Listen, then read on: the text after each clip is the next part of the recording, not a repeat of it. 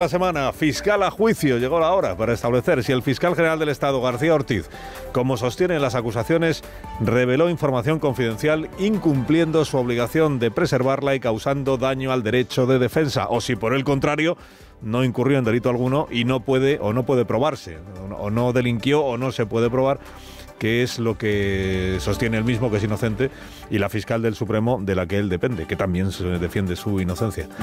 Epílogo de Carlos Mazón. Hoy anuncia si dimite o convoca elecciones primero y después dimite, o dimite, pero no hay elecciones. En las quinielas para sucederle como candidato solo aparecen dos nombres, que son el señor Monpó, presidente de la Diputación de Valencia y del Partido Popular en esa provincia, al que entrevistamos aquí el miércoles pasado, o María José Catalá, que es la alcaldesa de la capital. Lo más probable es que se quede, dicen las crónicas, un presidente de la Generalitat investido con el apoyo de Vox y con carácter interino en la medida en la que hay elecciones en el 2027 y se supone que aguantaría hasta entonces, pero ya no sería después candidato. Y esa persona de transición, digamos, sería el señor Pellorca. Bueno, hoy declara en el juzgado, por cierto, la periodista con la que Carlos Mazón comió el día de la riada.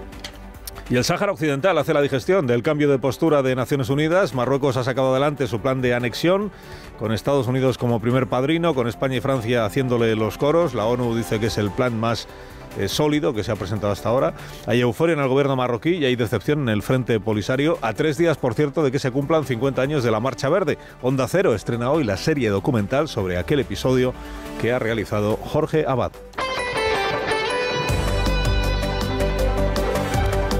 Bueno, 10 de la mañana, Palacio de Justicia del Tribunal Supremo, Monasterio de las Salesas de Madrid. Allí estará el acusado, que en este caso es el fiscal general del Estado, Álvaro García Ortiz, que se sentará no en el banquillo de los acusados previsiblemente, porque como sigue siendo fiscal general del Estado, aunque sea el procesado y el acusado, pues tiene, digamos, ciertas prerrogativas que no va a dejar de utilizar, parece, y una de ellas es sentarse en el estrado junto a su abogado, vestir la toga como fiscal general, acceder al edificio por la puerta principal, que es la que está destinada a las autoridades, y llegar a cada sesión, si lo desea, pues en coche oficial. Si quiere utilizar todas esas prerrogativas, pues podrá hacerlo, porque para eso sigue siendo fiscal general del Estado, una vez que se negó a dimitir, tanto cuando fue imputado, que fue el primer intento, digamos, como cuando resultó procesado y se vio ya camino del banquillo y por tanto de ser sometido a juicio. El gobierno no ha parado en este año y pico de respaldar a su fiscal general del Estado, que así es como le trata, como si fuera suyo, y el fiscal se deja como si fuera un ministro más, insistiendo en esta idea de que el fiscal general del Estado es quien persigue el delito y no el presunto delincuente. El asunto, supongo que ya lo conocen ustedes sobradamente, que es el correo electrónico del abogado de Alberto González Amador, que apareció publicado en prensa, difundido en medios de comunicación, y que según González Amador, que fue quien presentó esta denuncia, porque quien inició el caso, luego se sumaron otras acusaciones, pero la denuncia inicial es de Alberto González Amador, novio de Ayuso, en la medida en la que se siente perjudicado en su derecho de defensa. Esa es la primera, la denuncia, que no iba contra el fiscal general del Estado, recuérdese también, iba contra el fiscal Julián Salto, el fiscal de Asuntos Económicos, que se ocupa de su caso, y contra la fiscal provincial de Madrid, Pilar Rodríguez. Lo que pasa es que luego el fiscal general del Estado asumió él la responsabilidad sobre la nota de prensa inicial, que fue el comienzo de todo, y sobre todo, y luego admitió que fue él quien en la noche del 13 de marzo pues estuvo haciendo llamadas y pidiendo el documento que luego apareció en medios de comunicación, lo que no significa, dice él, que lo filtrara él, faltaría más. Pero bueno, que la denuncia inicial no era contra el fiscal general del Estado. Dicen, todo esto es una operación contra el fiscal general del Estado. Bueno, pues porque acabó él admitiendo que era el responsable de la nota de prensa. Inicialmente no era el señalado. Bueno, todo eso es lo que ha pasado en este último año y ya llega a puerto el asunto. Hoy comienza el juicio, hoy están citados ya los primeros testigos.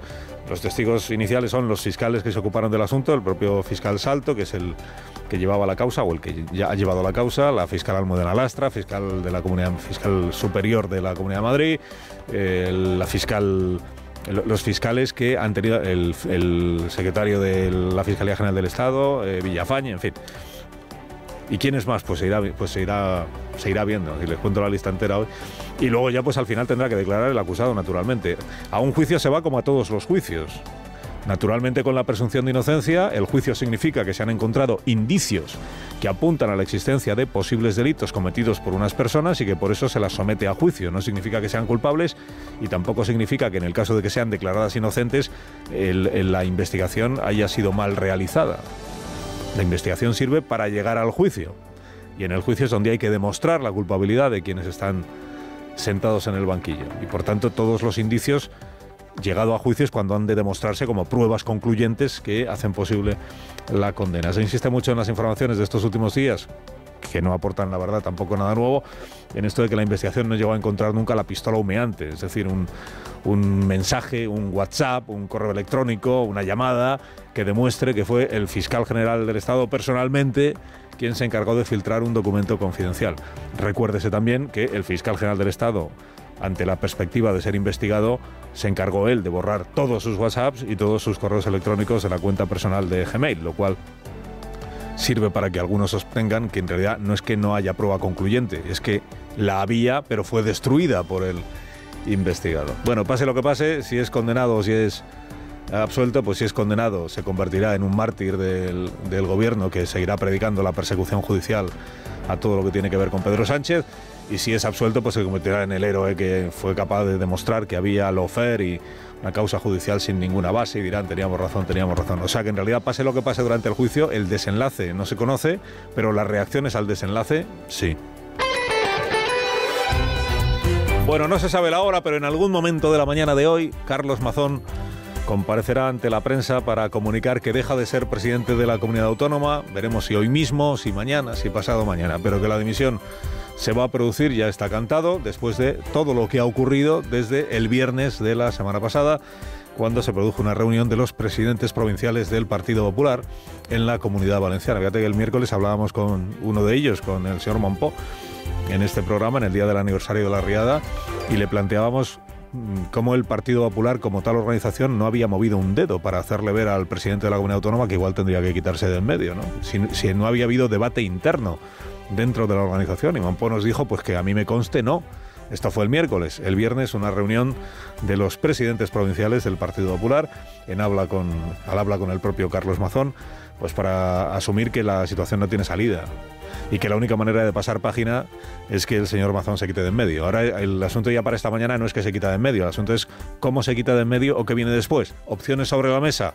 La que tiene más posibilidades o más probabilidades a esta hora de la mañana, pues que el señor Mazón, después de haber hablado durante el día de ayer con Alberto Núñez Feijóo, lo que anuncie es que él dimite, pero que se negocia con Vox un candidato para ser investido y que le suceda como presidente, que sería el señor Pérez Llorca, que ahora mismo es el portavoz del Grupo Parlamentario Popular y, si no tengo yo malentendido, el secretario general del Partido Popular en la Comunidad Valenciana. Digamos, un hombre de su confianza que se ocuparía de presidir el gobierno autonómico hasta el año 2027, que es cuando toca hacer elecciones, y que no concurriría a esas elecciones, y así el PP tiene 2 años casi, pues para decidir, un poco menos, para decidir quién es el candidato o candidata.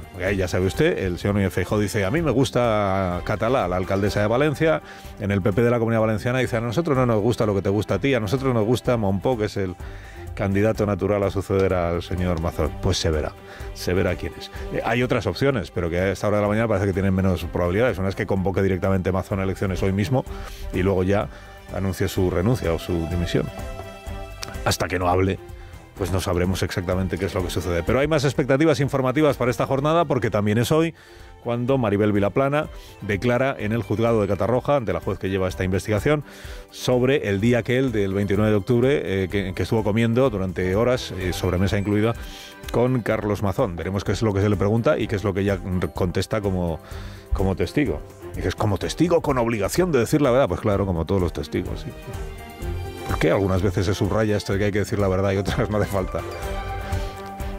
Subrayar que tiene obligación de decir la verdad igual es que presupone que hay dudas de que la vaya a decir. Bueno, que veremos lo que cuenta Maribel Vilaplana, lo que cuenta y lo que no cuenta sobre aquellas horas y minutos, sobre cuándo acabó entonces la comida, lo del aparcamiento, si la acompañó, si no la acompañó, si tiene el ticket del parking para poder saber en qué hora se produjo esa despedida y todo lo demás, ir completando, digamos, las lagunas que aún quedan sobre el minuto a minuto de Carlos Mazón en aquella jornada, en aquella sobremesa y tarde de la riada del 29 de octubre. Recuerden que la juez de Catarroja, inicialmente había desechado la comparecencia como testigo de Vilaplana, y fue la audiencia provincial la que corrigió el criterio de la juez de Catarroja y le dijo: tiene usted que escuchar a este testigo porque puede aportar información relevante sobre cómo se produjeron en aquella tarde, cómo se produjo la toma de decisiones.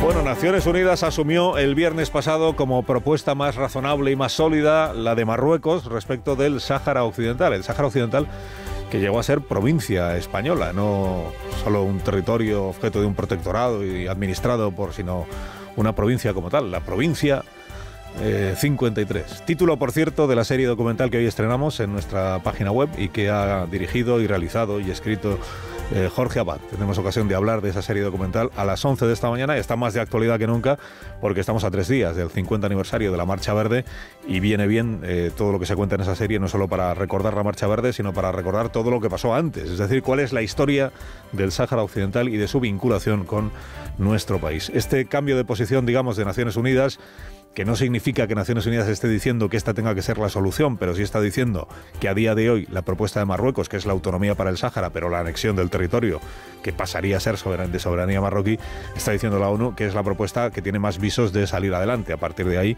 no dice que esté acabada la demanda de autodeterminación, no dice, lo que dice es, como dijo España en su momento y como antes había dicho Donald Trump, España en esto ha seguido a la senda de Donald Trump. ¿Quién se le iba a decir a Pedro Sánchez? Lo que dijo Donald Trump, lo que dijo España, lo que dijo Francia y lo que inicialmente decía Marruecos es: esto es lo único que tiene sentido en este momento ya plantear, visto el curso de la historia, que es que el Sáhara Occidental pase a ser territorio marroquí. Digamos que hoy hay más opciones de que eso ocurra de las que había antes del viernes pasado. Naturalmente esto ha provocado euforia en el gobierno de Marruecos y una honda decepción en el Frente Polisario y en la mayor parte del pueblo saharaui, que siempre le ha reclamado, reprochado a España y singularmente al actual gobierno de España el abandono del pueblo saharaui, el abandono del que se sienten víctimas por parte de la Administración Central Española.